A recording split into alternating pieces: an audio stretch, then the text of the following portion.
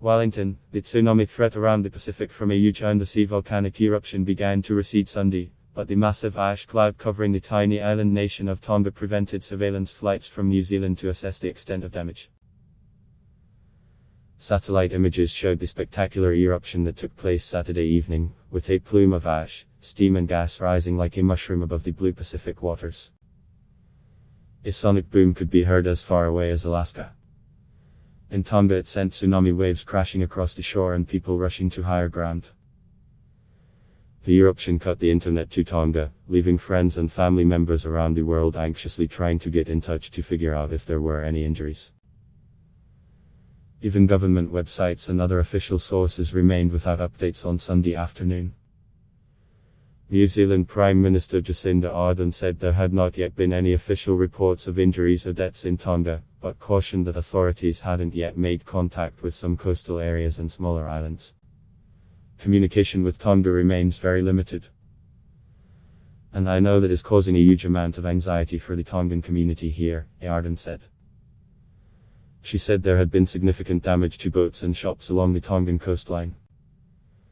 The capital, Nuku'alofa, was covered in a thick film of volcanic dust, Ardern said, contaminating water supplies and making fresh water a vital need. Aid agencies said thick ash and smoke had prompted authorities to ask people to wear masks and drink bottled water. Ardern said New Zealand was unable to send a surveillance flight over Tonga on Sunday because the ash cloud was meters high, but they hoped to try again on Monday, followed by supply planes and Navy ships. One complicating factor to any international aid effort is that Tonga has so far managed to avoid any outbreaks of COVID-19. Ardern said New Zealand's military staff were all fully vaccinated and willing to follow any protocols established by Tonga.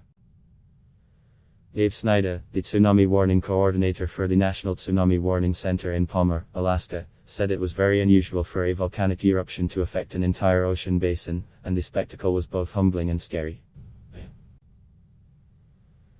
The tsunami waves caused damage to boats as far away as New Zealand and Santa Cruz, California, but did not appear to cause any widespread damage.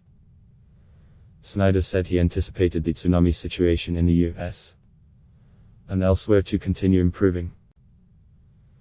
Tsunami advisories were earlier issued for Japan, Hawaii, Alaska and the US Pacific coast. The U.S. Geological Survey estimated the eruption caused the equivalent of a magnitude 5.8 earthquake. Scientists said tsunamis generated by volcanoes rather than earthquakes are relatively rare. Rachel Afikitamaopo, who chairs the New Zealand Tonga Business Council, said she hoped the relatively low level of the tsunami waves would have allowed most people to get to safety, although she worried about those living on islands closest to the volcano. She said she hadn't yet been able to contact her friends and family in Tonga. We are praying that the damage is just to infrastructure and people were able to get to higher land, she said. U.S. Secretary of State Antony Blinken wrote on Twitter he is deeply concerned for the people of Tonga as they recover from the aftermath of a volcanic eruption and tsunami. The United States stands prepared to provide support to our Pacific neighbors. Tonga gets its internet viaduct and undersea cable from Suva, Fiji. All internet connectivity with Tonga was lost at about 6:40 p.m. Local time Saturday, said Doug Madory, director of internet analysis for the network intelligence firm Kentic. On Tonga, which is home to about people, video posted to social media showed large waves washing ashore in coastal areas and swirling around homes, a church and other buildings. A Twitter user identified as Drive Fakliatonga Tamafoa posted video showing waves crashing ashore. Can literally hear the volcano eruption, sounds pretty violent, he wrote, adding in a later post, raining ash and tiny pebbles, darkness blanketing the sky. The explosion of the Hunga Ha'apai volcano, about 64 kilometers, 40 miles, north of Nuku'alofa, was the latest in a series of dramatic eruptions. In late 2014 and early 2015, eruptions created a small new island and disrupted international air travel to the Pacific archipelago for several days.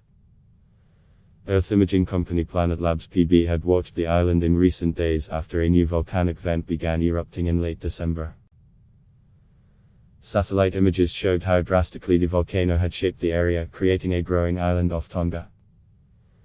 The surface area of the island appears to have expanded by nearly 45% due to ashfall, a Planet Labs said days before the latest activity. Following Saturday's eruption, residents in Hawaii, Alaska and along the U.S. Pacific coast were advised to move away from the coastline to higher ground. Savannah Peterson watched in shock as the water rose several feet in a matter of minutes in front of her oceanfront house in Pacifica, California, just south of San Francisco. It came up so fast, and a few minutes after that it was down again. It was nuts to see that happen so quickly, she said. I've never had water come all the way up to my front door, and today it did. Police rescued a surfer whose board broke in powerful waves off San Francisco. In Southern California, surging waters sunk at least one boat in Ventura Harbor northwest of Los Angeles. Adblock test why.